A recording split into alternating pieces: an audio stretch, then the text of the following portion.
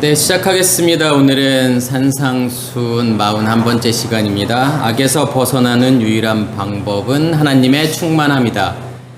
마태복음 6장 13절 말씀입니다. 우리를 시험에 들게 하지 마시옵고 다만 악에서 구하시옵소서.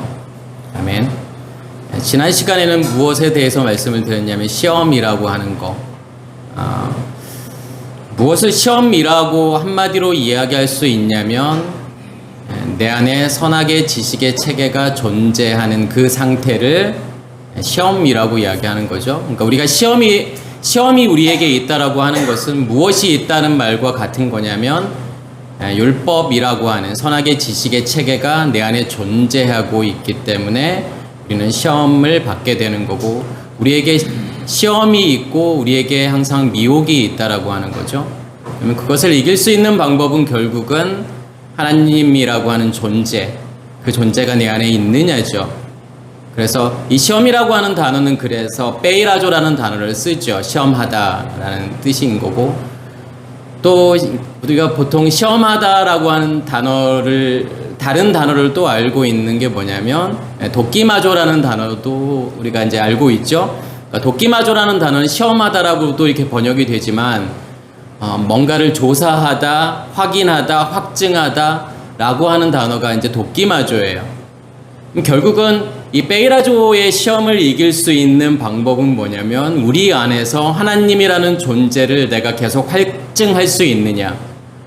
그러니까 결국은 예수께서 받으셨던 세 가지 시험이라고 하는 것이 살인과 간음과 도둑질의 문제, 그 문제를 해결하는 모든 과정들, 그것을 시험이라고 이야기하는 거고, 그 시험을 통과했다라고 하는 것은 결국은 살인과 간음과 도둑질의 문제인데 그것이 내 안에서 해결이 되는 거고 없어지는 건데, 그러니까 무엇에 의해서 없어지게 되는 거냐면 결국은 살인이라는 문제도 하나님이라는 존재가, 그러니까 밖에서 존재하는 하나님이 아니라 그 하나님께서 내 안에 존재하고 있을 때 살인의 문제가 지나가게 되는 거고, 내 안에 존재하고 있는 그 하나님이라고 하는 나의 진짜 남편을 내가 얼마만큼 더 명확하게, 더 분명하게 인식하느냐의 문제가 간음의 문제를 지나왔다라고 이야기하는 거고, 그리고 내 안에 감춰져 있는 그 선악의 지식의 체계의 모든 것들 결국은 무엇에 의해서 다 없앨 거냐면 하나님이라는 존재에 의해서 그것을 다 없애실 거라고 하는 거죠. 그래야만이 우리 안에 도둑질의 문제가 해결이 되는 거고, 그렇게 모든 문제가 해결이 되었을 때 그것을 샤바트 안식이라고 이야기하는 거고, 그래서 그것이 네 번째 계명이죠. 다섯 번째 계명은 부모를 공경하게 되는 거는 결국은 부모라고 하는 것은 하나님 자신을 이야기하는 거고, 하나님 자신으로 내 안에 충만하게 되었을 때, 그러니까 그 공경이라는 단어는 카바드라는 단어인데 무겁다라는 뜻이죠. 무겁다라고 하는 것은 충만하다라고 하는 거고, 결국은 하나님의 말씀이, 하나님의 의식이 나를 덮어버렸을 때 그것을 부모 공경이라고 이야기하는 거고, 그래야만이 무엇이 사라지고 없어지게 되는 거냐면 우리 안에 시험이 사라지고 없어지게 된다. 결국 같은 이야기인 거예요. 살인과 간음과 도둑질의 문제가 해결이 된다. 그리고 시험에서 우리가 들지 않게 된다.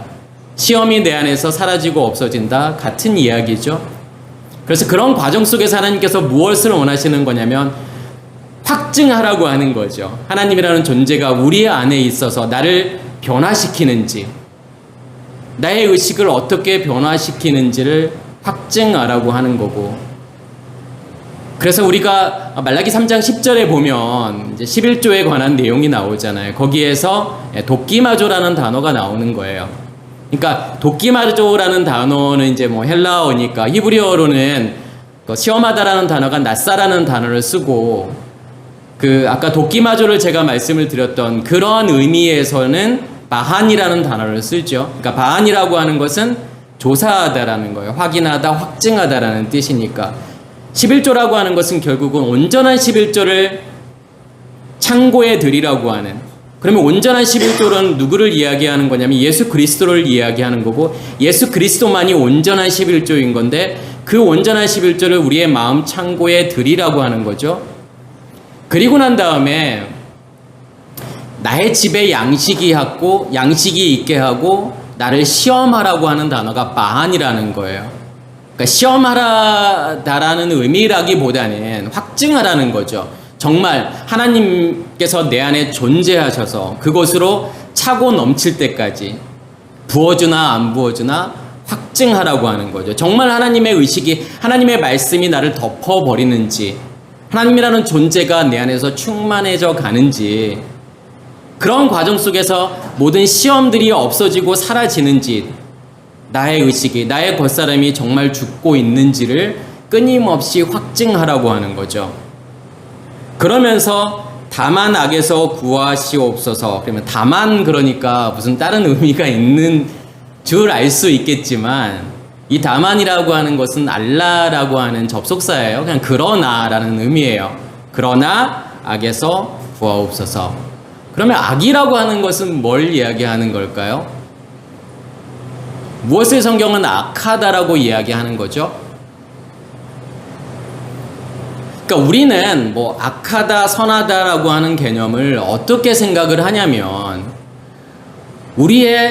내가 가지고 있는 의식의 체계로 하나님의 말씀을 보게 되면 하나님의 말씀이 마치 무엇처럼 보이게 되죠? 뭘 하라, 하지 말라 이렇게 보이잖아요. 그럼 우리가 생각하는 선은 무엇이냐면, 하나님께서 하라는 거 열심히 하고 하나님께서 하지 말라는 거 안 하고, 그러면 그것을 선이라고 이야기하고, 하나님께서 하지 말라는 거 하고 하나님께서 하라고 하는 거 안 하고, 이것을 우리는 악이라고 이야기하는 거지만, 그것은 무엇으로 나누는 선악인 거냐면 나의 의식의 체계로 나누는 선악이라고 하는 거죠. 하나님의 말씀은 전부 다 복음이라고 하는 것은, 하나님의 말씀이라고 하는 것은 하나님 자신을 드러내시는 건데, 그래서 복음이라고 이야기하는 거죠. 뭘 하라 하지 말라가 아니라는 거죠. 그러니까 나의 의식의 체계로 보니까 그렇게 보인다라고 하는 거죠. 그러니까 나의 의식의 체계가 규정해 놓은 선과 악이라고 하는 거죠. 그것을 율법이라고 이야기하는 거고, 과연 그렇다면 그 악에서 구하다라고 하는 이 단어가, 그러니까 리오마이라는 단어를 쓰는데, 이 리오마이라고 하는 단어는 구원하다, 구출하다, 건져낸다라고 하는 거죠. 그러면 악으로부터 우리를 구해내는 거고 건져낸다라고 하는 거죠. 그러면 악에서 우리를 구원해내고 건져낸다라고 하는 거, 우리가 어떻게 해야 악에서 벗어날 수 있는지, 그것을 중심으로 해서 오늘 말씀을 전하도록 하겠습니다. 그러니까 선악이라고 하는 그 개념이 나오는 구절이 창세기 2장에 나오죠. 창세기 2장 9절에 보면, 여호와 하나님이 그 땅에서 보기에 아름답고 먹기에 좋은 나무가 나게 하시니 모든 동산 가운데에는 생명나무와 선악을 알게 하는 나무도 있더라. 그래서 이게 도 있더라, 그러니까 도자를 넣어가지고 마치 우리가 어떻게 생각을 하냐면, 에덴 동산이라고 하는 곳에 수많은 나무들이 있어요. 뭐 이렇게 아름답고 보기에 아름답고 먹기에 좋은 수많은 나무들이 있는데, 동산 딱 가운데에 나무 두 그루가 있는 것처럼 생각이 되잖아요. 하나는 생명나무, 하나는 선악을 알게 하는 나무. 그러니까 이렇게 생각하시는 것은 오해인 거예요. 왜 그러냐면, 그 땅에 보기에 아름답고 먹기에 좋은 모든 나무라고 하고 있는 거고, 그러면 거기에 있는 나무들은 전부 다 어떤 상태에 있는 거냐면 보기에 아름답고 먹기에 좋은 상태라는 거죠. 그러면서 동산 가운데라고 하는 표현은 뭐냐면, 그 동산 전체를 대표하는 두 나무가 있다라고 하는 거예요. 생명나무가 있는 거고 선악의 지식의 나무가 있다라고 하는 거예요. 우리가 왜 에덴 동산에 그 두 나무가 있을까? 생명나무와 선악의 지식의 나무. 그러면 그 생명나무와 선악의 지식의 나무라고 하는 것은 과연 뭘 이야기하는 걸까? 이게 9절 내용인데, 이 말씀을 이해하시려면 7절과 8절 말씀을 이해하셔야만이 그 뜻이 무엇인지를 알게 된다라는 거죠. 그러니까 우리는 7절에 보면 우리는 전부 뭐라고 하는 거죠? 하나님께서 아담을 만드실 때 무엇으로 만드시냐면 아파르로 만드시잖아요. 그러니까 아파르라고 하는 것은 먼지라고 하는 건데, 이 먼지라는 단어는 어떠한 뜻이 있냐면 희끄무레하다라는 뜻이 있어요. 그러니까 우리가 먼지가 되게 많은 날, 특히 황사가 되게 심한 날은 그러니까 몇십 미터 앞을 보지 못할 정도로, 정말 너무 심하면 중국에서는 진짜 바로 앞에 있는 것을 보지 못할 정도로 그 먼지들이 가득 채워지는 그 상태. 그러니까 그 상태를 성경은 무엇이라고 이야기하는 거냐면 그것을 호셰크, 어둠이라고 이야기하는 거예요. 그래서 창세기 1장 2절에 보면 흑암이 깊음 위에 있고 라고 하는 표현이 그 어두움이 나를 완전히 덮고 있는 상태, 그것을 이야기하는 거예요. 그러면 우리의 시작이라고 하는 것은 결국은 먼지인 거고 아무 의미 없는, 아무 가치 없는 존재라고 하는 거죠. 그게 이제 아파루 먼지인 거고, 우리의 원래 모습이라고 하는 것은 그거일 수밖에 없다라는 거죠. 그것을 성경은 또 무엇이라고 표현하는 거냐면 선악의 지식의 나무라고 표현하는 거예요. 그러니까 선악의 지식의 나무라고 하는 것은 어떠한 체계이고 질서이고 시스템이라고 생각하시면 돼요. 아, 내 안에 어떠한 체계가 존재하고 시스템이 존재하구나. 그럼 무엇이 만든 체계와 시스템이 존재한다라고 하는 거죠? 용이 만들어 놓은, 사탄이 만들어 놓은, 마귀가 만들어 놓은 그것을 악한 영이라고 이야기하는 거예요. 그래서 그 시스템을 또한 무엇이라고 말할 수 있는 거냐면 혼이라고 말할 수도 있는 거예요. 그래서 혼이라고 하는 것은 결국은 어떠한 영에 의해서 만들어진 거냐의 문제겠죠. 그래서 영 따로 혼 따로라고 하는 것은 존재하지 않아요.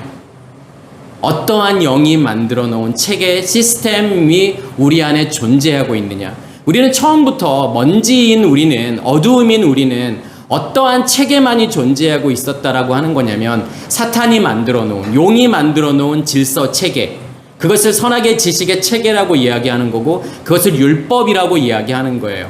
그 법만이 우리 안에 존재하고 있었다라는 거예요. 그러니까 우리는 처음부터 선악의 지식의 나무만이 존재하고 있었다라는 거죠. 그러한 우리를 하나님께서 어떻게 만들어 가시는 거냐면 무엇을 주시는 거죠? 그러니까 니시마트 하임이라고 하는 생기를 불어 넣으시잖아요. 그것의 핵심은 뭐냐면 생명을 주신다라고 하는 거예요. 예수의 십자가의 죽음과 부활이라고 하는 걸 통해서 그 생명을 우리 안에 주신다라고 하는 거고, 그것을 빛이라고 이야기하는 거고 그것을 불이라고 이야기하는 거예요. 하나님 자신을 의미하는 거죠.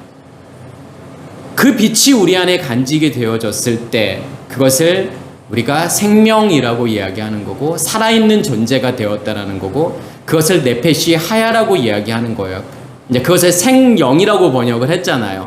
그러니까 내가 생명이 되었다, 내가 살아있는 존재가 되었다라고 하는 것은 그냥 아파르 먼지와 같은 그냥 어두움인 나에게, 선악의 지식의 체계만 존재하는 나에게 무엇이 만들어졌다라고 하는 거죠. 이제요, 생명나무가 만들어졌다라는 거예요. 그러니까 생명나무라고 하는 것은 결국은 무엇이 만들어 놓은 체계 질서라고 생각하시면 되죠. 그러니까 선악의 지식의 나무라고 하는 것은 용이 만들어 놓은 체계 질서이지만 생명나무라고 하는 것은요, 하나님이 만들어 놓은, 그러니까 용은 악한 영이라고 이야기하는 거고 하나님은 거룩한 영이라고 이야기하는 거예요. 그러면 성령이죠. 그럼 성령에 의해서 만들어 놓은 질서 체계가 우리 안에 존재하게 되었을 때, 내가 살아있는 존재가 되었을 때 그것을 생명나무라고 이야기하는 거예요. 그 생명나무는 어디에 존재하고 있는 거냐면 에덴 동산에 존재하고 있죠. 간 에덴이에요. 그러면 어디를 에덴이라고 이야기하는 걸까요? 에덴이라고 하는 것은 기쁨이라고 하는 뜻인데 어디를 지금 성경은 에덴이라고 이야기하는 거냐면 지성소를 에덴이라고 이야기하는 거예요. 그래서 에덴, 지성소, 샤마임, 하늘 다 같은 의미예요. 하나님의 영역, 하나님이 존재하는 그곳을 샤마임, 하늘이라고 이야기하는 거고 에덴이라고 이야기하는 거예요. 그러면 그 에덴에서 만들어지는 땅을 무엇이라고 이야기하는 거냐면 동산이라고 이야기하는 거죠. 하늘에서 위에서 만들어지는 땅을 무슨 땅이라고 우리는 이야기하는 거냐면 새 땅이라고 이야기하는 것과 같은 거예요. 그것을 하늘 나라라고 이야기하는 거죠. 이 나라라고 하는 것은 하늘에 의해서 지배되는 땅을 천국이라고 이야기하는 거고 하늘 나라라고 이야기하는 거예요. 그럼 우리 안에 에덴 동산이 만들어졌다라고 하는 것은 결국은 둘째 날에 그 샤마임이 하늘이 우리 안에 만들어졌다라는 거고, 둘째 날에 마른 땅이 우리 안에 만들어졌다라는 거죠. 거기에서 뭐가 만들어지는 거죠, 결국은요? 씨 가진 열매 맺는 나무가 만들어지잖아요. 그것을 생명나무라고 이야기하는 거예요.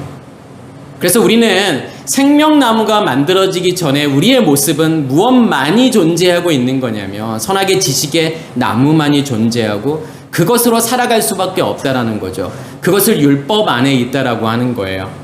그러니까 하나님의 말씀을 내가 법으로 인식한다라고 하는 것은 그 자체가, 그러니까 결코 토라라고 하는 단어를 율법이라고 번역하면 안 된다고 제가 말씀을 드렸잖아요. 그건 복음이라고 번역을 해야 되는 거고 예수 그리스도 자신인 거예요. 그게 토라인 건데 사람들이 토라를 율법이라고 번역했다라는 것은 하나님의 말씀 토라를 무엇으로 인식하고 있는 거냐면 법으로 인식하고 있다라는 거예요. 법은 반드시 지켜야 되는 거죠. 법은 반드시 지켜야 되는 것뿐만 아니라 둘로 나누어야 돼요. 그러니까 법을 지켜야 될 것과 지키지 말아야 될 것으로 나누잖아요. 해야 될 것과 하지 말아야 될 것. 그러니까 내 의식의 체계에서 그렇게 나눈다라고 하는 거예요. 그래서 여기에서 생명나무와 선악을 알게 하는 나무, 선악의 지식의 나무가 있다라고 하는 것은 결국은 7절과 8절 내용을 우리가 이해하게 되면 그 나무가 내 안에 존재하고 있구나. 일단은 생명나무가 내 안에 존재하고 있다라고 하는 것이 복이에요. 하나님의 의식이 내 안에 존재하고 있으니까 결국은 그 생명나무에 의해서 선악의 지식의 나무를 하나님께서 없애실 거라고 하는 거죠.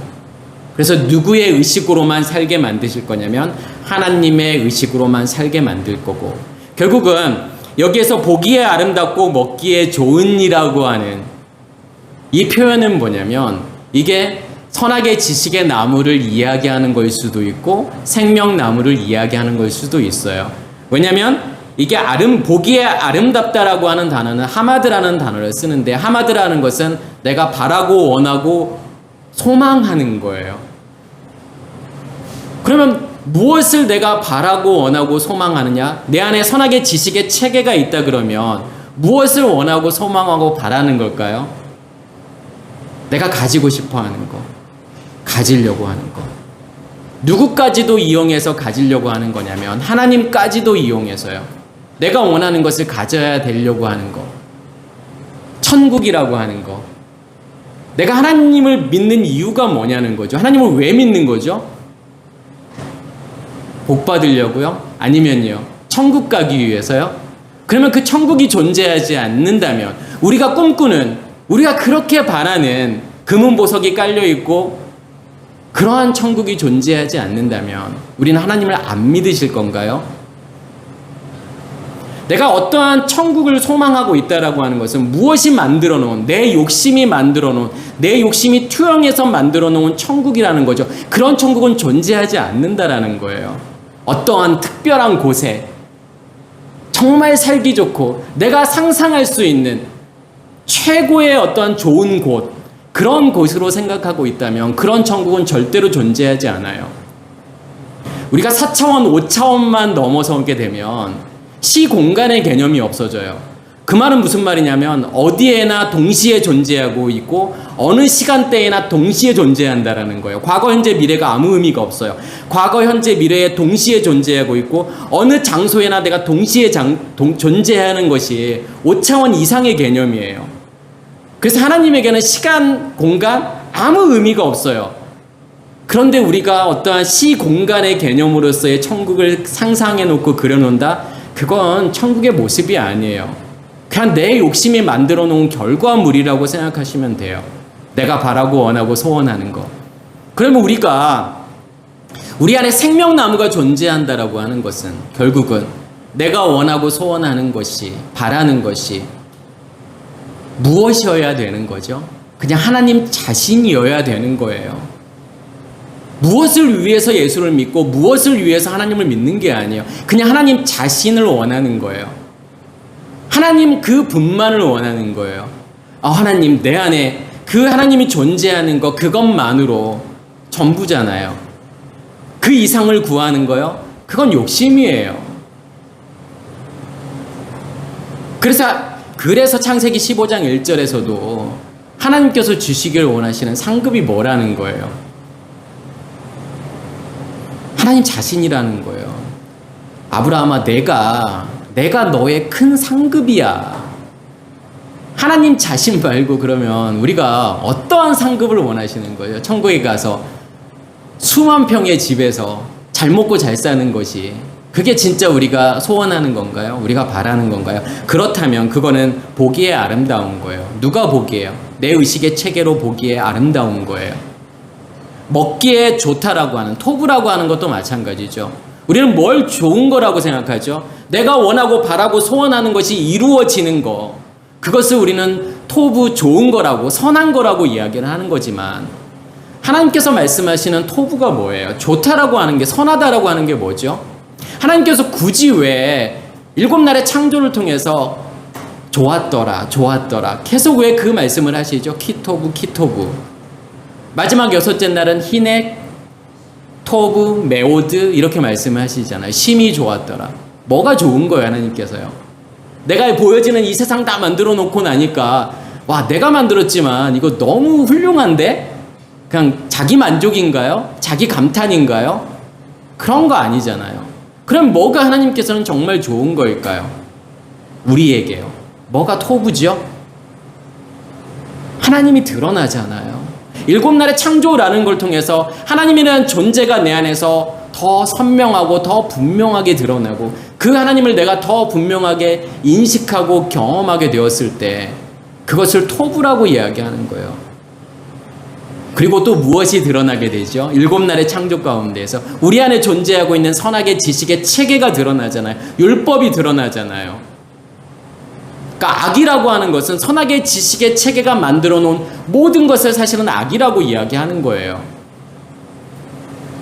우리가 선하다고 생각하는 것조차도 하나님의 입장에서는 악일 수 있는 거예요.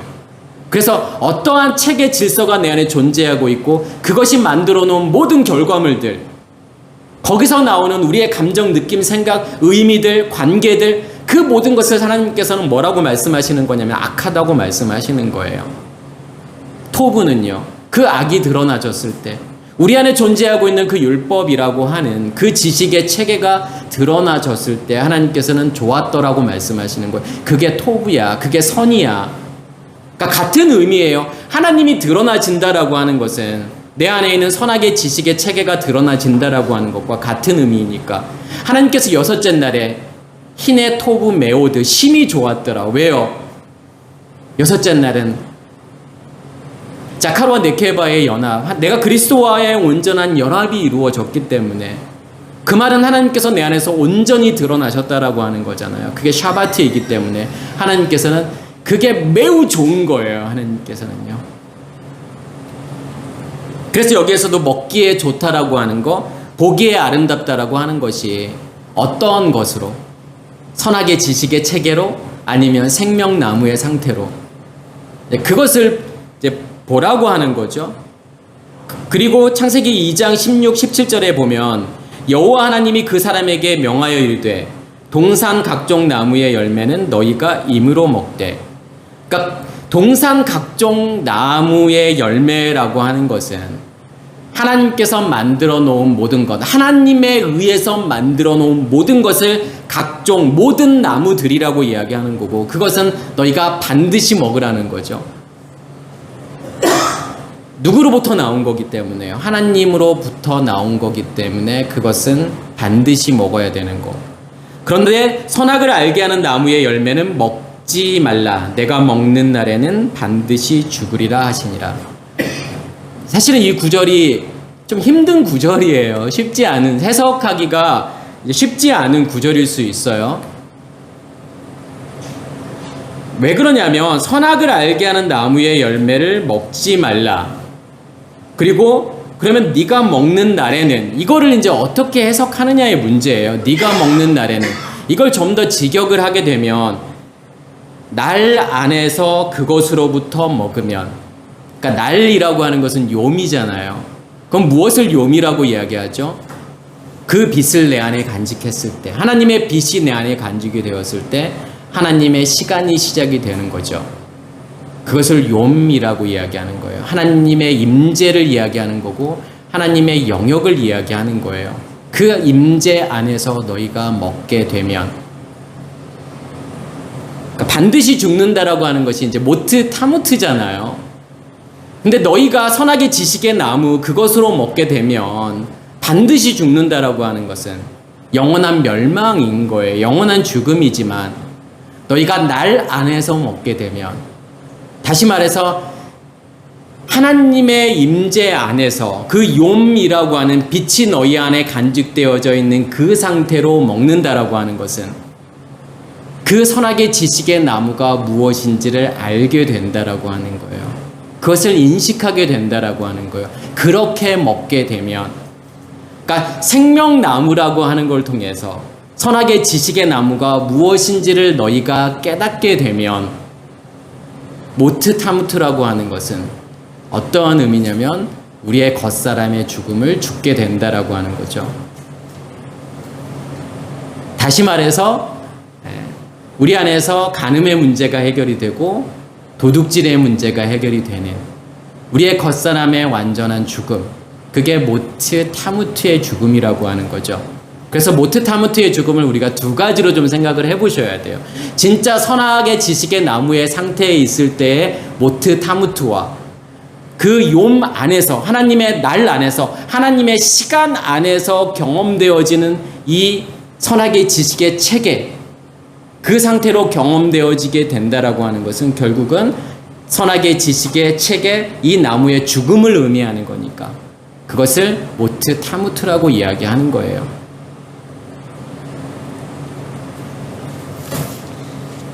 창세기 6장 5절에 보면 여호와께서 사람의 죄악이 세상에 가득함과, 그러니까 사람의 죄악이라고 하는 단어가 이제 라라는 단어를 쓰죠. 이제 아까 이게 악이라고 하는 단어가 헬라어로는 포네로스라는 단어를 쓰지만 히브리어로는 라라는 단어를 써요. 그러니까 여기에서도 여호와께서 사람의 죄악 그러면 라라는 뜻이에요. 세상에 가득함과, 그러니까 세상이라고 하는 것은 어떤 세상을 이야기하는 거죠? 땅을 이야기하는 거예요. 여기서 에레츠라고 하는 땅을 지금 세상이라고 번역을 했지만 우리의 마음 땅이죠. 우리의 마음 땅에 악으로 가득 채워져 있다라고 하는 것은 뭐냐면 우리의 마음을 무엇이 지배하고 있다라는 거죠. 선악의 지식의 체계가, 율법이 우리의 마음을 지배하고 있다라는 거예요. 그 체계로부터 나오는 모든 것, 그것을 마음이라고 이야기하죠. 그래서 마음에서부터 뭐가 나오는 거냐면 우리의 어떤 감정, 우리의 생각, 우리의 느낌, 이 모든 것들이 다 마음에서 나오는 거고, 결국은 그 모든 것들, 감정, 느낌, 생각이라고 하는 것은 결국은 뭘 만드냐면 의미들을 만들잖아요. 그래서 우리가 이 세상을 살아가는 것은 의미 없이 살아가는 게 없어요. 어떠한 것에 의미가 조금이라도 있기 때문에 살아가는 거예요. 그러면 그 의미는 뭐가 만드느냐죠. 우리의 어떤 감정, 느낌, 생각, 마음. 그래서 어떠한 마음을 가지고 있느냐, 어떠한 시스템이 우리 안에 존재하고 있느냐, 어떠한 질서와 체계가 존재하고 있느냐에 따라서 그게 마음을 만드는 거고, 그게 의미들을 만들어서 우리를 살아가게 만든다라는 거예요. 그래서 우리의 마음이라고 하는 것은 우리가 컨트롤할 수 없잖아요. 아, 내가 이제부터 이런 마음을 가져야지. 그렇게 한다고 해서 되는 게 아니잖아요. 그렇게 됐다 그러면 왜 지금도 수많은 사람들이 마음의 병에 걸려 있을까요? 내가 컨트롤할 수 없다라고 하는 거죠. 어떠한 시스템이 내 안에 존재하고 있느냐의 문제예요. 그러면 하나님의 마음이 내 안에 존재하게 되면 병들었던 우리의 마음들이 고쳐지게 되겠죠. 그러면 우리의 모든 의미들이 바뀌는 거예요. 우리의 감정도 바뀌고 우리의 생각도 바뀌고 우리의 살아가는 의미 자체가 바뀌는 거예요. 내가 전에 이걸 위해서 살았어요. 이게 살아가는 의미였으면 그런 의미들이 다 해체되고 없어지고 새로운 의미로 살아가게 되는 거예요. 어떠한 의미로 살아가게 되는 걸까요? 하나님이라고 하는 의미, 그 하나님의 존재라고 하는 의미, 이게 전부에 그냥 이것만을 위해서 살아가는 거예요. 그러면 전에 내가 의미를 두었던 모든 것들이 어느 순간 하나도 의미 없어지게 되는 거예요. 그래서 안 하는 거예요. 내가 결단하고 이건 나쁘니까 이런 행동들을 하지 말아야지 결심해서 되는 게 아니에요. 그냥 자연스럽게 의미들이 없어지니까요. 그냥 안 하게 되는 거예요. 여기에서 여호와께서 사람의 죄악이 세상에 가득함과 우리의 마음이 그럴 수밖에 없다라는 거예요. 선악의 지식의 체계가 우리 안에 존재하고 있으면 우리의 마음 땅에는 무엇으로 가득 채워질 수밖에 없는 거냐면 이 악이라고 하는 것으로 가득 채워질 수밖에 없는 거고, 그의 마음에 생각하는 모든 계획이 항상 악하다. 여기서 계획이라고 하는 이 단어가 에제르라고 하는 단어인데 이게 뼈대 구조라는 뜻이에요. 그러니까 어떠한 뼈대가 우리 안에 있고 어떠한 구조가 우리 안에 있느냐, 다시 말해서 어떠한 시스템이 우리 안에 존재하고 있느냐에서 그것에 의해서 무엇이 붙을 수밖에 없냐면 살이 붙을 수밖에 없잖아요. 내가 구조물들을 먼저 뼈대를 만들어 놓고 거기에 여러 가지 이제 살을 입히게 되는 것이 이제 건물이라고 하는 거잖아요. 그러면 그 구조물을 만드는 것을 우리는 영이라고 이야기하는 거고, 그 뼈대를 우리는 혼이라고 이야기하는 거고, 그 뼈대에 살이 붙은 것을 우리는 몸이라고 이야기하는 거고, 육체라고 이야기하는 거예요. 그래서 영이 혼을 만들고 혼이 몸을 만든다라고 하는 거예요. 그래서 우리 안에 어떠한 영에 의해서 만들어지는 구조물, 어떤 질서, 체계가 존재하고 있느냐, 이것을 볼 수 있는 것은 진짜 은혜인 거예요. 그러니까 뭐가 내 마음을 만드는지조차도 모르고 살고 있는 게 우리의 인생이에요. 왜 내가 이러지? 왜 내가 이런 마음이 들지? 왜 내가 이렇게 살 수밖에 없는 거지? 그 근원에 대해서 한 번도 고민해보지 않은 거예요. 뭐가 그렇게 만들었는지에 대해서. 성경은 그것에 대해서 명확하게 이야기해 주는 거예요. 정말 가장 디테일하게 이야기해 주는 성경이 요한계시록이에요. 요한계시록은 그것을 디테일하게 만들어 주는 거예요. 너 이거잖아. 너희 안에 존재하고 있는 체계가 이런 거야. 그러한 체계를 내가 끊임없이 계속 심판할 거야. 7인으로, 7나팔로, 7대접으로 그 선악의 지식의 체계를 계속 끊임없이 심판할 거야. 그래서 결국은 무엇을 만들 거라는 거죠? 새 하늘과 새 땅을 만들 거고 새 예루살렘을 만들 거라고 하는 거예요. 그게 요한계시록의 사실은 전부라고 말할 수 있겠죠. 그러니까 제가 아까 말라기 3장 10절을 말씀을 드렸는데, 말라기 1장 8절에 보면 만군의 여호와가 이르노라, 너희가 눈먼 희생 제물을 바치는 것이 어찌 악하지 아니하며 저는 것 병든 것을 드리는 것이 어찌 악하지 아니하냐. 이제 그것을 너희 총독에게 드려보라. 그가 너를 기뻐하겠으며 너를 받아주겠느냐. 재물의 문제가 아니에요. 너희가 왜 다리 졸고 병들어 있는 거, 눈먼 그런 뭐 소나 양 이거 가져왔어, 지금 그거 말하는 게 아니잖아요. 누가 재물이어야 되니까요? 우리 자신이요. 우리의 상태를 이야기하는 거예요. 그거 못 받아. 너희의 상태가 지금 눈 멀어 있고 다리 절어 있고 병들어 있는데 내가 너를 어떻게 받을 수 있겠어? 온전해서 오라고 하는 거잖아요. 그래서 여기에서도 악하다라고 이야기하는 거죠. 눈먼 거, 저는 거, 병든 거, 그거 악한 거야. 그 상태로 존재하는 것이 악한 거야. 그러면 그 상태로 존재하지 않으려면, 그래서 말라기 3장 10절에서 11절을 말씀하시는 거예요. 그래, 너희가 내가 너를 그 병든 상태에서, 눈먼 상태에서, 다리 전 상태에서 너희를 고쳐서 온전한 제물로 만들 거야. 그러니까 내가 고쳐가지고 하나님께 가는 것이 아니라 하나님께서 고치셔가지고 온전한 제물로 만드시고 그것을 받으시겠다라는 거예요. 그러면 온전한 제물을 만드시겠다라고 하는 것이 뭐냐면 11조라는 거죠. 온전한 11조를 창고에 들여. 예수 그리스도요. 쉔 이름이잖아요. 첫째 날의 빛이라고 하는 것과 둘째 날의 궁창, 말씀, 이것을 쉔이라고 이름이라고 이야기하는 거고, 그것을 예수 그리스도라고 이야기하는 거잖아요. 그것을 창고에 들이라고 하는 것은 결국은 예수 그리스도가 내 안에 존재해야 된다라고 하는 거죠. 우리의 마음 땅에 그 7 등불이 타고 있을 때, 그리고 우리가 씨 가진 열매로 존재하고 있을 때, 하나님께서 끊임없이 우리에게 말씀하시는 게 그거예요. 앞에서도 제가 말씀을 드렸던 것처럼 확증해, 마한.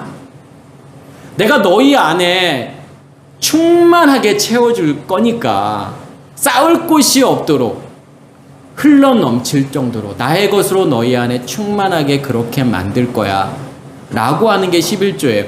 그러면 11조는 물질로 드릴 수 있는 건가요? 그게 가능한 건가요? 그러한 11조는요, 누구나 드릴 수 있어요. 사실은 조금 힘든 거일 수 있어요. 100만 원 벌어서 10만 원 하는 거, 1000만 원 벌어서 100만 원 하는 거, 뭐 그렇게 만만치 않을 수 있지만 그러한 11조는요 충분히 할 수 있어요. 누구나 할 수 있어요. 그렇지만 성경이 말하는 11조는요 아무나 할 수 없어요. 그 예수 그리스도가 존재하지 않는 사람들은 하나님께 11조를 드리고 싶어도 못 드려요. 그 11조가 존재한다라고 하는 것이 누구에게나 이루어지는 게 아니라는 거죠. 그게 기쁨이에요. 그게 성경에서 말하는 복이라고 하는 것은 그게 복이에요. 그래서 11조라고 하는 것은 예수 그리스도를 의미하는 거구나. 절대로 물질로 드릴 수 있는 것이 아니라는 거죠. 역대상 4장 10절에 보면 야베스의 기도가 나와요. 야베스의 기도도 제가 예전에 한번 설명을 드렸지만 어떠한 우리가 야베스의 기도를 생각하면 그 전에도 이제 그 야베스의 기도라는 책이 되게 베스트셀러잖아요. 브루스 윌킨스가 썼던 이 야베스의 기도가. 그래서 마치 내가 자식들이 원하는 거를 부모가 안 들어주겠느냐 이런 관점에서 이제 쓴 책인데, 그러니까 기도라고 하는 자체가 내가 원하고 소원하는 것을 하나님께서 들어준다라는 개념이 아니라 우리 안에서 그 복음이 이루어지는, 그 천국이 이루어지는 모든 과정을 사실은 기도라고 이야기하는 거고, 야베스의 기도도 마찬가지죠. 나에게 복을 주시려거든. 어떤 복이요? 바라크의 복이요. 이 바라크라고 하는 것은 엎드리다라는 거잖아요. 경배하다, 무릎 꿇다. 그러니까 내가 하나님께 온전히 복종되고 하나님께 무릎 꿇는 것을 성경은 복이라고 이야기하는 거지. 내가 가지고 싶고 내가 소원하고 내가 원하는 것을 소유하는 것을 성경은 복이라고 이야기하지 않는다니까요. 하나님을 내 안에 간직해서 하나님의 것으로 내 안에 충만해서 나의 겉사람이 사라지고 없어지는 것을 성경은 바라크의 복이라고 이야기하는 거고, 야베스가 원하는 것은 그 바라크의 복을 원하는 거예요. 그러면서 나의 지경을 넓히시고, 어떤 지경이요? 땅이 많아지는 게 아니잖아요. 내가 가지고 있는 땅의 평수가 넓어지는 것이 지경이 넓어지는 게 아니잖아요. 강남에 땅 한 평이라도 가지고 있어야 되는 건가요? 그게 지경이 넓혀지는 건가요? 내 안에서 하나님의 영역이 확장되어져 가는 것, 그 하늘이 내 안에서 확장되어져 가는 것을 지경을 넓힌다라고 이야기하는 거고, 나로 환란을 벗어나, 이 환란이라고 번역된 단어가 라라는 단어예요. 악이라고 하는 거예요. 그러면 어떻게 해야 환란이 벗어나지게 되죠? 악이 사라지게 되는 거죠. 하나님의 영역이 내 안에서 확장되어져 가면 갈수록 선악의 지식의 체계, 그 율법이라고 하는 그 영역이, 그 어둠이라고 하는 영역이 사라지고 없어지는 거예요. 그게 환란을 벗어나는 거고, 근심이 없게 하옵소서. 걱정, 근심은 무엇이 만들어 놓은 거죠? 내가 가지려고 하는 거예요. 소유하려고 하는 것이요. 우리가 왜 근심하고 걱정하죠? 어떻게 하면 더 많은 것을 가져야 되는데, 소유해야 되는데, 내가 남들보다 많이 가지고 오지 못한 거예요. 그러니까 근심, 걱정이 있는 거고, 무엇이 우리의 두려움이죠? 내가 가지고 있는 거 혹시라도 빼앗기면 안 되는데, 그러니까 더 많이 가져야 되고, 내가 가지고 있는 것을 지켜야 되는데, 뺏기면 안 되는데, 그것에 대한 두려움이 있는 거잖아요. 걱정, 근심이 있는 거예요. 아무것도 가지기를 원하지 않고 아무것도 가지고 있는 사람은요, 두려울 게 없어요. 걱정, 근심이 없어져요. 누구의 것만이 존재하면요, 하나님의 것만이 존재하고 내가 하나님만 바라고 소원하고 원하게 되면 걱정, 근심이 사라지게 돼요. 그럼 야베스가 원하는 게 뭐죠? 무엇이 있기 때문에? 악이 존재하고 있기 때문에, 환란이 존재하고 있기 때문에 걱정이 있고 근심이 없어지는 거예요. 그러면 무엇이 없어지면요, 악이 존재하지 않으면, 악이 사라지고 없어지면 환란이 없어지고 걱정이 없어지고 근심이 없어지고 두려움이 없어지게 돼요. 정말 우리가 구해야 될 게 뭐죠? 돈이 많으면 걱정, 근심이 없어질까요? 내가 건강하고 돈도 많고 명예가 있으면 걱정, 근심이 없어질까요? 환란이 없어질까요? 절대로 그렇지 않잖아요. 다 다 경험해 보셔서 알잖아요. 뭐 엄청나게 부자이지는 않았을지라도 다 알고 있는 내용들이에요. 이 세상에 보여지는 것들이 나에게 만족을 주지 못한다. 그게 나를 두렵지 않게 만든다? 그렇지 않아요. 가지면 가질수록 사실은 더 근심이 있고 걱정이 있고 두려움이 있어요. 그만큼 지켜야 될 게 많기 때문에 그래요. 그만큼 빼앗기면 안 된다라고 하는 그 마음이 있기 때문에 그래요. 야베스가 구하는 건 뭐냐면, 내가 그 복을 원합니다. 하나님만이. 그 하나님의 영역이 내 안에서 확장되어져 가서 하나님의 의식이 나를 온전히 덮어버리는, 거기에서 만들어지는 의미들로 내가 살아가기를 원합니다라고 하는 기도예요. 그냥 이 땅에서 잘 먹고 잘 살고 편안하게 살고 이거 하나님 주세요, 그 복 주세요라고 하는 기도가 야베스의 기도가 아니라고 하는 거예요. 그냥 그 우리의 욕심이죠, 그냥요. 그러니까 로마서 12장 9절에도 사랑에는 거짓이 없나니 악을 미워하고 선에 속하라. 사랑이라고 하는 것은 뭐라고 정의할 수가 있을까요? 성경에서 믿음, 소망, 사랑을 이야기하죠. 그 중에 제일은 사랑이다. 왜 그 중에 제일은 사랑일까요? 그러니까 믿음이라고 하는 게 뭐예요? 믿음이라고 하는 본질이 뭐죠? 자기 확신을 믿음이라고 이야기하는 것이 아니라 성경은 명확하게 그냥 예수 그리스도 자체가 믿음이에요. 그래서 내가 믿는다라고 하는 것은 오해예요. 그 예수 그리스도가 내 안에 존재할 때 내가 믿음이 있다라고 이야기하는 거예요. 예수 그리스도가 내 안에 존재하지 않는다? 믿음 없는 거예요.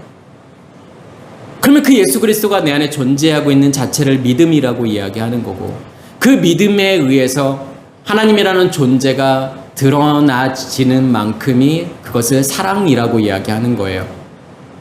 그래서 하나님의 온전히 드러남을 사랑이라고 이야기하는 거고, 그 과정을 전부 무엇이라고 이야기하는 거냐면 소망이라고 이야기하는 거죠. 내가 안에 믿음이 있으면 반드시 무엇이 생길 수밖에 없는 거냐면 소망이 생길 수밖에 없어요. 어떠한 소망이냐면 그 믿음으로 충만해지기를 원하는 그 소망이 생길 수밖에 없는 거고, 그 소망에 의해서 만들어지는, 그 소망에 의해서 하나님이라는 존재가 드러나게 되면 그것을 사랑이라고 이야기하는 거예요.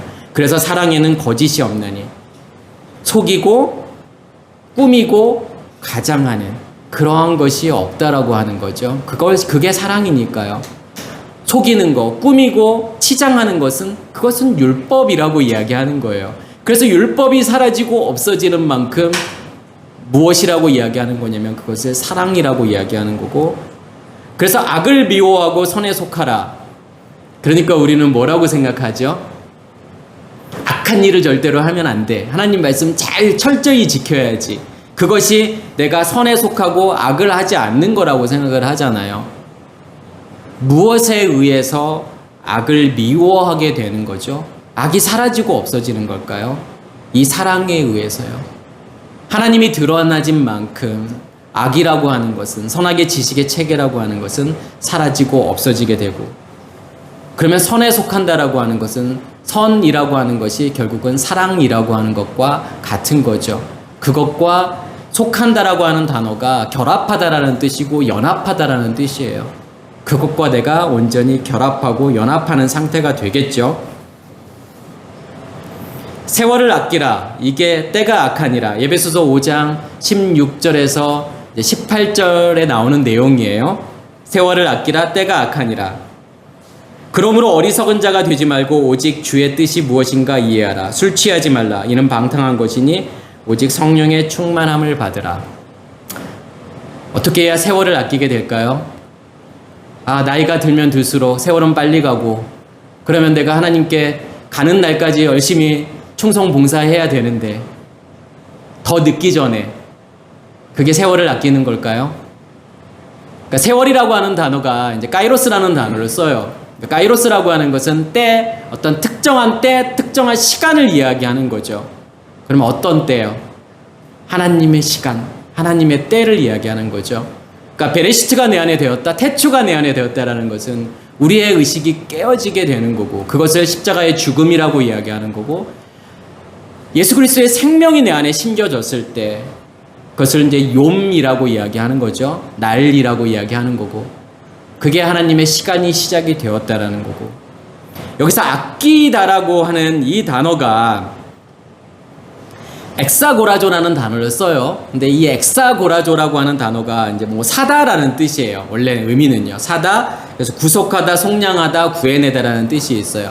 그러니까 이게 엑사고라조라는 단어가 에크라는 단어하고 그다음에 아고라조라는 단어가 합쳐진 건데, 에크라고 하는 단어는 뭐냐면 안에 있는 것이 밖으로 이렇게 나가는 것을 에크라고 하는 전치사예요. 그리고 이 아고라조라고 하는 것은 뭐냐면 사다 구입하다라는 거예요.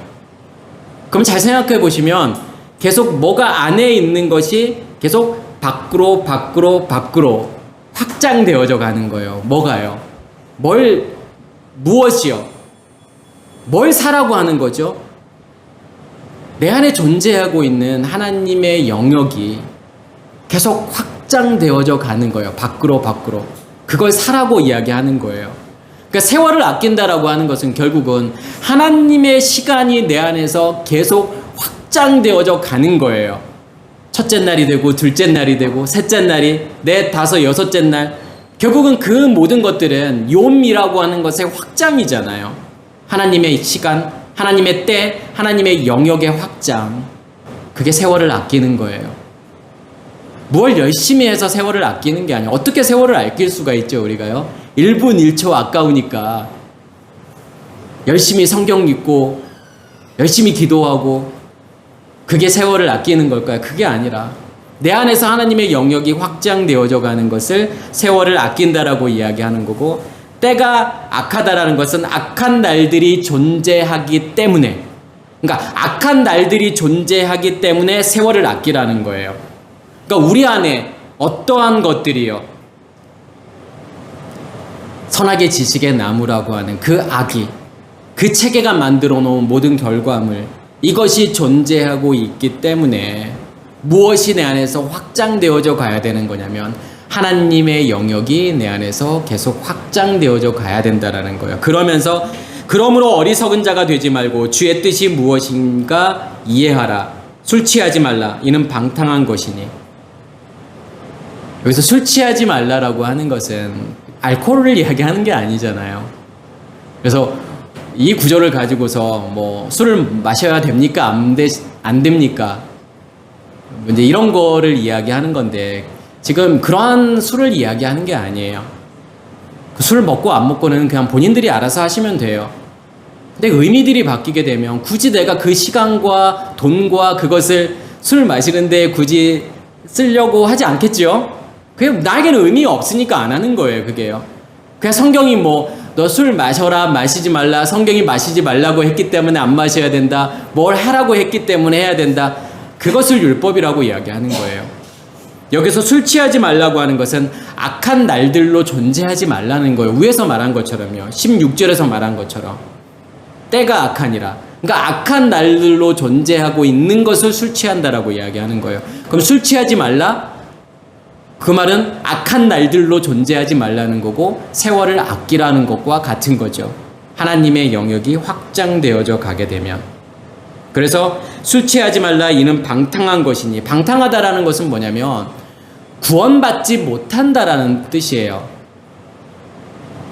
그러니까 구원받지 못한다라는 뜻은 뭐냐면 계속 선악의 지식의 체계에 머물 수밖에 없다라는 거예요. 그 술 취한 상태에 머물 수밖에 없다라는 거예요. 오직 성령의 충만함을 받으라. 그러니까 성령의 충만함을 받으라는 이 말과 앞에서 말하고 있는 세월을 아끼라는 말이 같은 의미예요. 성령의 충만이라고 하는 것은요, 하나님의 말씀이, 하나님의 의식이 내 안에서 확장되어져 가는 것이 성령의 충만이에요. 어떻게 성령의 충만함을 받으실 건가요? 기도원 가서 철야라도 하셔야 되나요? 아니면 40일 금식이라도 하셔야 성령이 충만해지게 되는 건가요? 아니요. 그냥 하나님의 의식이, 하나님의 말씀이, 그 하늘이 내 안에서 확장되어져 가서 나를 덮어버리는 것을 성령의 충만이라고 이야기하는 거예요. 말씀의 충만이고 하나님 자신이 내 안에서 충만한 거예요. 그렇게 되었을 때 그것이 세월을 아끼는 거라는 거예요. 그래야만이 무엇이 사라지고 없어지게 되는 거냐면 우리 안에 존재하고 있는 악이 사라지고 없어지게 돼요. 선악의 지식의 체계가 사라지고 없어지게 되겠죠. 제가 이 오늘 말씀을 시험에 들게 하지 마옵시고 다만 악에서 구하옵소서. 이걸 이제 몇째 날하고 연결을 할 거냐면 6째 날, 그리고 6번째 절기. 6번째 절기가 뭐죠? 첫 번째 6월절이 있고 무교절이 있고, 그 다음에 초실절이 있잖아요. 그 다음에 4번째 절기는 오순절이라고도 이야기하고 77절이라고도 이야기하고 맥추절이라고도 이야기하죠. 그 다음에 6번째 절기가 나팔절이죠. 아니, 5번째 절기가 나팔절이죠. 그리고 6번째 절기가 대속제일, 속제일이라고 하죠. 욤 키프림. 그게 이제 속제일이라는 거예요. 그래서 욤 키프림이라고 하는, 이 키프림이라고 하는 단어가 이제 키프르라고 하는 단어가 구속, 속죄, 구원이라고 하는 뜻인데, 이 단어가 카파르에서 온 건데, 카파르가 뭐냐면 뭔가를 덮다, 가리다 라는 뜻이에요. 감추다. 그러니까 뭘로 덮어버리는 거죠? 무엇에 의해서 나를 완전히 덮어버리는 것을 지금 속죄라고 이야기하는 거죠. 제가 욤 키프르라고 말씀을 드렸잖아요. 욤이라고 하는 것은요, 첫째 날에 빛을 이야기하는 거잖아요. 그 빛이, 그 불이 나를 덮어버렸을 때, 나를 완전히 덮어버렸을 때, 그것을 속죄일이라고 이야기하는 거예요. 나를 덮어버리고 나를 완전히 가려버리는 것. 그것이 성경이 말하는 속죄일이에요. 어떻게 내가 하나님께 속죄할 수가 있을까요? 우리는 회개할 수 있는 존재일까요? 죄의 용서함을 어떻게 받아야 되는 거죠? 고해성사를 열심히 해야 되나요? 내가 죄 지은 것을 정말 단 한 개도 빼놓지 않고 다 하나님께 아뢰어야 되나요? 가능하지도 않아요. 뭐가 죄인지도 몰라요. 근데 뭘 죄라고 고백할 수가 있을까요? 죄 용서함을 받을 수 있는 방법은 하나밖에 없어요. 하나님이 내 안에 존재하고 있을 때요. 그분이 나를 덮어버렸을 때요. 그분만이 존재하고 있을 때, 그분에 의해서 내 안에 존재하고 있는 선악의 지식의 체계가 사라지고 없어졌을 때, 그걸 죄사함이라고 이야기하는 거예요. 내 안에 불이 타고 있다면 그 불에 의해서 내 안에 존재하고 있는 체계 질서를 다 태워 없애실 거 아니에요. 그걸 회개라고 이야기하는 거고, 그걸 기도라고 이야기하는 거예요. 그래서 이 기도는, 성경에서 말하는 기도, 회개, 그거 아무나 할 수 있는 게 아니라니까요. 이 욤이 존재하고 있는 사람만이, 빛이 존재하고 있는 사람만이, 내 안에서 불이 타고 있는 사람만이 할 수 있는 것이 회개인 거고 기도예요. 그 회개 기도가 이루어져야만이 무엇이 사라지고 없어지죠? 죄가요. 죄가 사라지고 없어지게 되는 거잖아요. 누가 하시는 거예요, 그러면요? 하나님이 하시는 거예요. 우리는 대속이라고 하는 그 단어를 정말 오해하고 있는 단어 중에 하나가 그 대속이라고 하는 거예요. 아, 예수 그리스도께서 십자가에 죽으신 것을 내가 믿으면 나는 구원이야. 아니, 믿는다는 게 뭔데요? 어떻게 믿으실 건데, 그걸요? 그분이 내 안에 존재함으로 믿는 건데, 그분이 내 안에 존재해서 내 안에 있는 선악의 지식의 체계를 다 사라지게 만들고 없어지게 만들어야 그것이 죄사함인데, 죄 없이함인데, 밖에서 일어난 일을 내가 믿으면 그것이 동의를 한다고 해서 그게 죄사함인가요? 그게 죄 없이함인가요? 그러한 거를 대속이라고 말하지 않는다니까요. 그건 우리의 오해예요. 예수께서 십자가에 못 박혀 돌아가신 사건, 그게 왜 대속일 수밖에 없는 거냐면 우리를 대신해서가 아니라 우리를 위해서 돌아가신 건데, 왜 우리를 위해서 돌아가신 걸까요? 그러한 일들이 실제로 우리 안에서 이루어져야 된다라는 거예요. 그 십자가의 죽음이 우리 안에서 이루어져야만이, 그게 대속의 은혜예요. 그게 이루어지지 않으면요, 아무것도 아닌 거예요. 예수의 십자가의 죽음과 나와 아무 상관이 없는 거예요. 예수께서 보여주시는 거예요. 내가 죽은 것처럼 너희도 죽어야 돼. 너희도 그 십자가에서 죽어야 돼. 라고 하는 것을 말씀하시는 거고, 그래서 속죄일에서 가장 중요한 사건이 저는 두 가지를 뽑을 수 있는데 그 중에 하나가 뭐냐면 스스로 괴롭게 하라는 거예요. 그래서 제가 이스라엘에 있을 때 보니까 이 속죄일에 사람들이 다 금식해요. 스스로 괴롭게 해야 되니까. 아니, 나를 괴롭게 하고 괴롭힐 수 있는 가장 좋은 방법이 뭐냐면 굶는 거잖아요. 배고픔. 가장 고통스럽잖아요. 그러니까 사람들이 다 금식을 해요. 속죄일 날 되면요.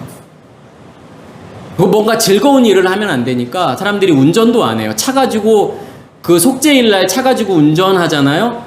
아마 돌 맞을걸요? 차가 한 대도 안 다녀요. 그냥 애들이 다 자전거 타고 돌아다녀요. 너무 좋죠, 애들한테는 속죄일이.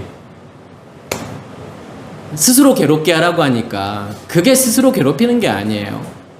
스스로라고 하는 단어가 네페시예요. 혼이잖아요. 그 선악의 지식의 체계. 그것을 괴롭게 하라는 단어가 압박하라는 거예요. 누르라는 거예요. 무엇으로요? 내 스스로 뭘 누르는 게 아니에요. 나를 정말 괴롭게 만들어야지. 나 밥도 굶고 내가 좋아하는 거 아무것도 안 하고 이날만이라도 나를 괴롭혀야지. 지금 그런 이야기가 아니라 이 절기의 모든 과정들을 통해서 결국은 이 속죄일 앞에가 뭔데요? 나팔절이잖아요. 나팔절이라고 하는 것이 안에서 말씀이 나오는 거잖아요. 안에서 말씀이 나오는 거기 때문에 그것에 의해서 그 말씀으로 나의 네페시를 누르는 거예요. 찍어 누르는 거예요. 밟는 거예요. 그게요. 밟아서 없애는 거예요. 그게 진정한 의미에서의 속죄일이에요. 가장 중요한 사건은 뭐죠? 아사셀이잖아요. 아자젤이죠. 아자젤의 염소잖아요. 그러니까 아자젤이라는 단어에 이미 염소라는 단어가 들어가 있기 때문에, 왜냐면 에즈라는 단어가 이게 염소라는 뜻이니까요. 에즈 아잘이죠.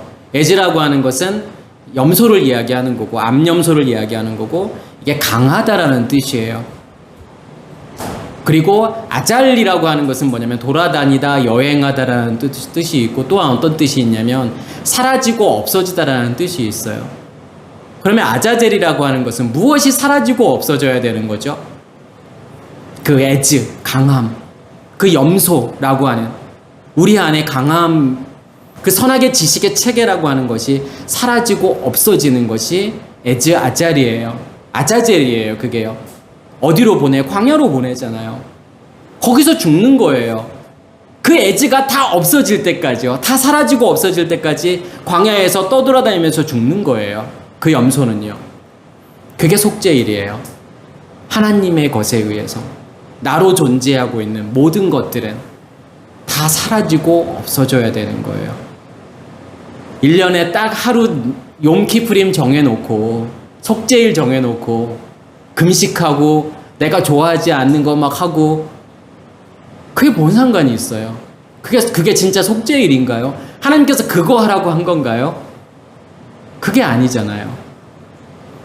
너가 진짜 죽어야 돼. 너가 십자가에서 정말 죽어야만이 그게 속죄잖아.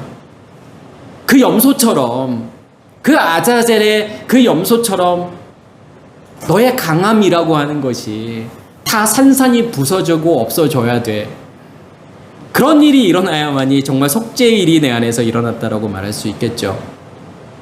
화평케 하는 자는 복이 있나니 그들이 하나님의 아들이라 일컬음을 받을 것이며, 이것과도 연결이 되죠. 무엇이 끝나는 거예요? 화평, 샬롬이라고 하는 건요. 전쟁이 끝난 거잖아요. 전쟁이 진짜 끝났을 때 샬롬이라고 말할 수 있잖아요. 예루살렘, 예루샬라임, 평화의 도시예요. 샬롬에서 온 단어예요.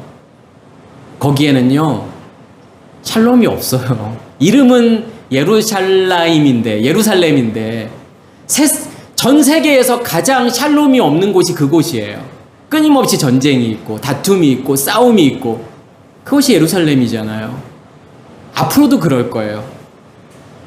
그 예루살렘은요, 밖에서 존재하는 게 아니니까요. 그 이스라엘 땅에 존재하는 것이 예루살렘이 아니니까요. 그 예루살렘은 어디에 존재하고 있기 때문에 우리 안에요. 우리 안에서 이루어져야 돼요. 그 싸움이 그쳐야 돼요. 어떤 싸움이 그쳐야 되는 거냐면 속사람과 겉사람의 싸움. 그 싸움이 그쳐야만이 그것을 샬롬이라고 이야기하죠. 화평이라고 하죠. 화평을 만드는 자. 하나님의 아들이라고 하는 것은 그 아들은 아버지의 것을 온전히 상속받는 자가 아들이죠. 그 하나님을 온전히 상속받게 된다라는 뜻이에요. 다시 말해서 하나님으로만 충만하게 된다라고 하는 것이 하나님의 아들이라고 하는 거죠. 그게 샬롬이라고 하는 것과 같은 의미가 되겠죠. 이게 여섯째 날에 자카르와 네케바의 연합이에요. 그것을 아담이라고 이야기하죠. 그래서 우리가 여섯째 날에 이 자카르와 네케바의 연합이라고 하는 것을 어디서부터 시작이라고 봐야 되는 거냐면 셋째 날부터 시작이라고 봐야 돼요. 그게 그리스도의 연합의 시작이에요. 씨 가진 열매로 존재한다는 자체가 그리스도의 연합이 시작이 된 거예요. 하나님의 나라가 시작이 된 거예요. 그래서 여섯째 날에 완성이 되는 거죠. 그래서 그것을 이제 오토라고 그를이라고 이야기하고 그들이라고 이야기하는 거예요. 오탐이라고 하는. 결국은 내가 그리스도와의 연합의 완성을 이야기하는 거고, 그러면서 생육하고 번성하고 충만하고 정복하고 다스리라고 이야기하는 거죠. 그러니까 생육하라고 하는 것은 결국은 그 씨 가진 열매가 내 안에서 만들어졌을 때 그것을 생육한다라고 이야기하는 거고, 그것이 번성하고 충만하다라고 하는 것은 확장되어져 간다라는 거죠. 그리고 정복한다라는 것은요, 복종한다라는 거예요. 내가 하나님께 온전히 복종되어졌을 때 그게 정복이라고 하는 거고, 그러면 다스리게 되겠죠. 누구를 다스리게 되는 거죠? 내가 부자라는 소리니까 가난한 자들에게, 없는 자들에게 내 안에 있는 걸 주어서 그를 다스리고 통치한다라고 하는 것이 생육하고 번성하고 충만하고 정복하고 다스린다라고 하는 거죠. 이 모든 과정이라고 하는 걸 통해서 무엇이 사라지고 없어지게 되는 거냐면 우리 안에 존재하고 있는 악이라고 하는, 선악의 지식의 체계라고 하는, 율법이라고 하는 것이 다 사라지게 되겠죠. 그래서 일곱 날의 창조라고 하는 것도 전부 내 안에서 일어나고 있는 일을 이야기하고 있는 거예요.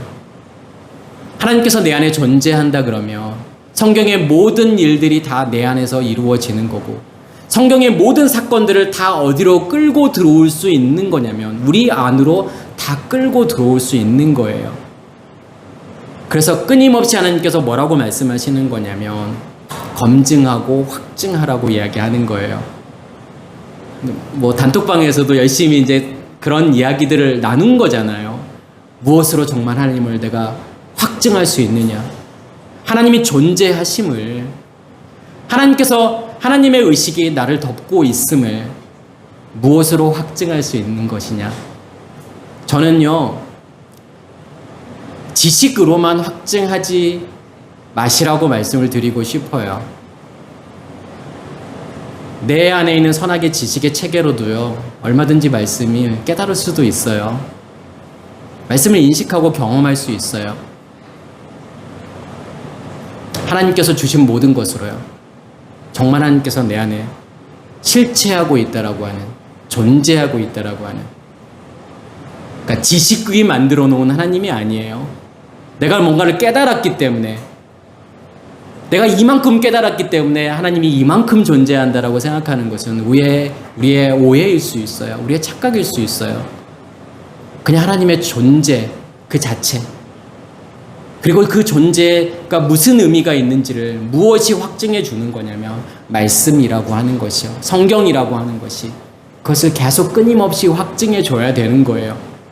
이것을 반대로 하게 되면 뭐냐면 내가 깨달았던 지식이 그것이 하나님을 만들 수도 있어요. 하나님이라는 실체를 만들어버리면요, 그 실체는요 우상이에요. 무엇이 됐던요, 그게 원어가 됐던 뭐가 됐던 상관없이요, 그것만으로 하나님을 내가 만들어버리려고 한다면, 그 존재를 만들어버리려고 한다면 그것은 우상일 수도 있고 또 다른 율법일 수도 있다라는 거. 그래서 항상 우리의 마음을 보셔야 되는 거예요. 내가 지금 무엇으로 하나님이라는 존재를 확증하고 있는지, 그 실체하고 있는, 정말 부정할 수 없는 그 하나님의 존재가 내 안에 계심을 부정할 수 없는 그 확실함, 그 선명함, 그 명확함, 그게 아니라면 내가 하고 있는 모든 것들이 복음이 아닐 수도 있다라는 그 생각을 한 번 정도는 해봤으면 좋겠고, 하나님이 내 안에 존재하게 되면 당연히 일어날 일들이 시험이 없어지게 되는 거고 내 안에서 악이 사라지게 된다라고 하는 거예요. 정말 그러한 일들이 내 안에서 실제로 이루어지고 있는 건지, 하나님의 의식으로 내가 바꿔가고 있는 건지, 그 모든 의미들이, 내가 살아가는 모든 의미들이 하나님의 의식으로 바뀌어가고 있는지를 검증할 수 있는 도끼마주죠. 또 바한이잖아요.